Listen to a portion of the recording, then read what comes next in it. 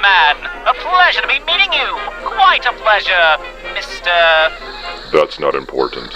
Mysterious and intriguing. I like you already. And what a quaint little office this is. Your invitation was very much appreciated, by the way.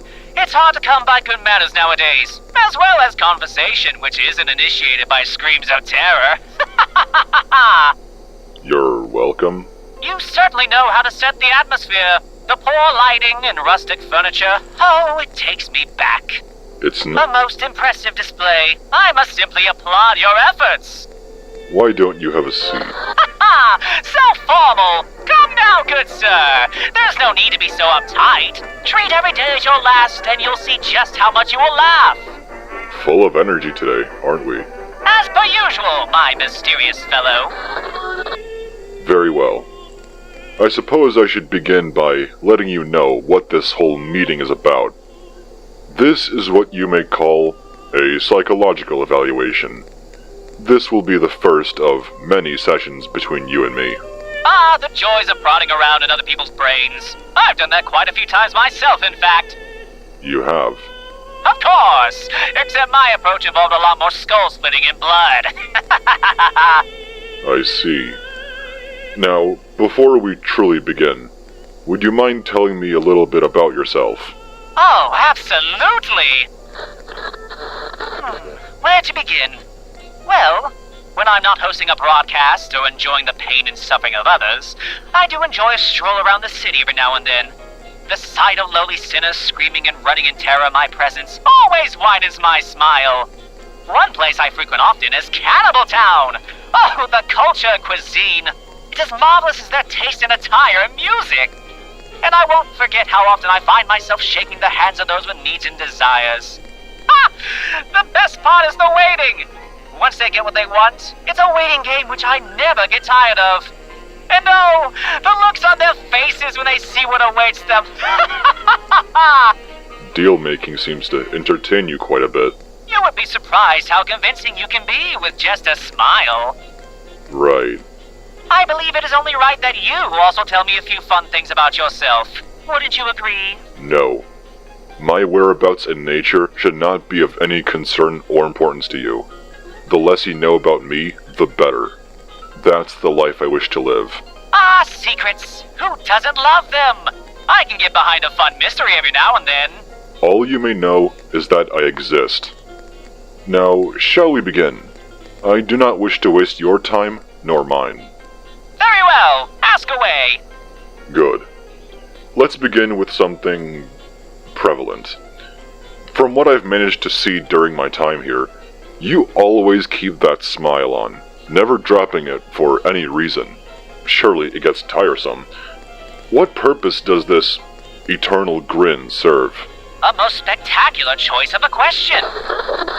A smile is the most versatile tool of any soul who wishes to take charge of their own fate. To those who we call friends, it can be a symbol of inspiration, motivation, even hope, if you so choose to believe in that fictitious nonsense. To enemies, it only serves as another obstacle they must decipher. It keeps them on their toes, never knowing what may come next. If a smile is all they see, it may reflect your confidence. And anyone with a functional brain can tell you that a confident opponent can be a dangerous one. And a smile is always present with me for one simple fact outside of inspiration or intimidation. Life is what we make it. And I find entertainment and amusement in almost every part of this place. What better way to express joy than with a smile which goes from ear to ear? And if you really want a simple answer, you're never fully dressed without one. I see. But at the same time, a smile can be used as a facade, a fake outward appearance. On the outside, you can show confidence and control. That much is true. But that same smile can also be hiding fear, cowardice, indecision, anything really. And those who wear that mask of confidence for too long may start to fool even themselves into overestimating themselves. Very true, my friend. But you can't be certain, can you?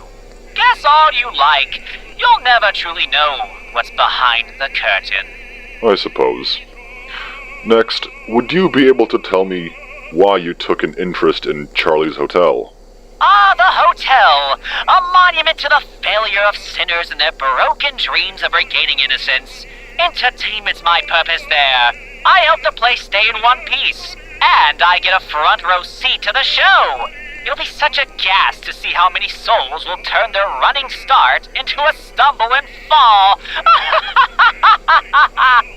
And this sadistic mindset of yours, surely you haven't always been this way. I would be careful where you go next with this, my friend. Elaborate with caution. Of course. The reason we see the world the way we do always stems from our past, all the way back to our childhoods. Nobody enters the world a sadist. Evil is taught, not born. It's as Francis Galton's nature versus nurture framework examines, the influence genetics and environment have on a person's traits and behaviors. You claim to enjoy being in control and holding power over others to see them suffer, correct? I do indeed. Excellent. Let's see. Wish for control today, but in the past... What if... Oh, wait. Got it. You strive to have power and control because it could be something you had none of in your childhood. A good friend of mine, Dr. Adler, had this idea he coined. Individual psychology. This may sound silly, but he claimed that everyone is born feeling inferior. That it was a universal condition. We are born completely helpless, unable to feed ourselves, communicate, or do much of anything. And our lives are put into the hands of the adults who brought us into the world. That difference between what we can and cannot do as infants is what creates this divide. Now, to simplify and summarize, we spend our childhoods learning and growing, finding ways to overcome this innate feeling of inferiority. We improve ourselves in a process called compensation. But when a feeling of inferiority overpowers someone's ability to grow, an inferiority complex is created. That's not to say it means someone hates or feels bad about themselves. Rather, that complex can shape the way our personalities form. Eventually, a product called the superiority complex is made from that. Some people can compensate for their inferiority by putting on a mask, projecting dominance or arrogance, even confidence. Going back to what I claimed, you wish to have control over others because it brings you satisfaction. Who's to say that's not what you experienced as a child? Perhaps it was an abusive adult figure in your life. A parent? Maybe childhood bullies? Something or someone who held power over you, making you feel helpless.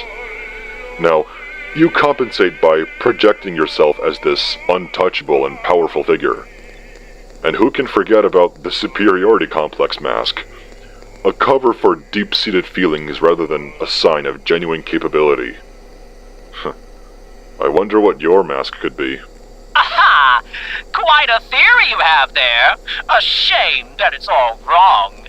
But you seem to really have a grasp on this whole brain-prodding art. Bravo! Wrong, you say? Oh, don't be upset. Not everyone is perfect. On that note, I believe I've had enough. Thank you for the wonderful conversation and silly lecture. Ta-ta! Wait, why? We just started. As entertaining as your little brain prodding is, I have other places to be at the moment. Won't you stay for just a few more questions? No. How about a deal then? I'm listening. So that gets your attention. Noted. Yes, a deal. What did you have in mind? This whole time we've been studying each other, trying to get into each other's heads. I admit, it's refreshing to see someone else do it for a change. studying you? Absurd! You want control. That includes knowledge. You know nothing about me, so you tried learning by listening and watching. This is all very textbook stuff. What gave me away? You fidget with your staff when you're in deep thought. You're just full of surprises, aren't you, my mysterious friend? So secretive, so educated. What is your story, I wonder? Questions, Alastor. Why don't we play a little game with them? Through questions, we'll find answers. And perhaps make that deal I mentioned. Why not? I suppose there is more to you than meets the eye. Good. Now then, do you know how to play questions? I do not. It's rather simple. We have a flowing conversation, but we can only speak in questions. First one to stumble over their words or utter a statement rather than an inquiry loses. This was my favorite game as a child. And what happens when one of us loses? Why don't we worry about that part later? Shall we? Would you like to begin by telling me your name? Why do you wish to know my name? Isn't it customary for two folks to know the proper way to address one another? Would you be shocked to learn I don't have a name? What? Is that a yes? Is lying about oneself allowed in this game of yours? Are you implying that I lied about my name? Wasn't that obvious? What do you suppose I gained from lying? Could it be the fact you wish to remain an enigma to me? Are you sure you haven't played this game before? Would repeating a question asked earlier disqualify me? Which question are you referring to? Would the simple questions, what and how, be cheating if they were constantly repeated? Are you admitting that you're looking for a way to cheat the game? How could you assume I'm attempting to cheat? Isn't your title of deceptive and powerful overlord of radios enough motive for that assumption? Would you be surprised if I told you I'm simply just a quick learner? What else could you tell me about yourself? Do you have anything particular in mind? Would you mind clarifying if my theory about your past was correct? Do you not remember what I said? Would you mind repeating it to me?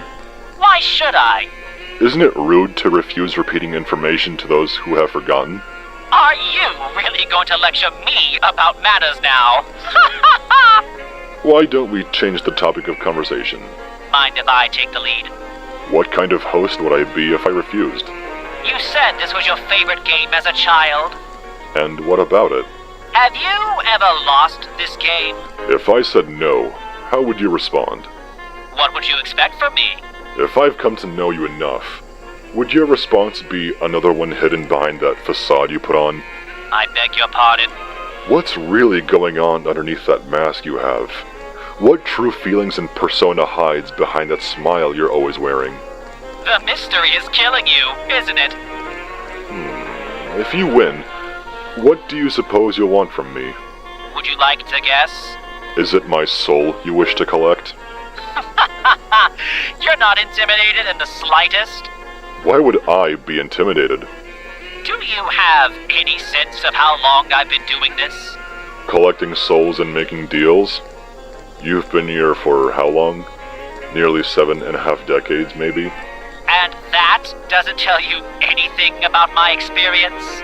Would you like to guess how long I've been here? A short while after I arrived? How confident are you in that answer? Was I correct? How disappointed would you be if I said no? You think I would be disappointed? Do you want to know something? What is it?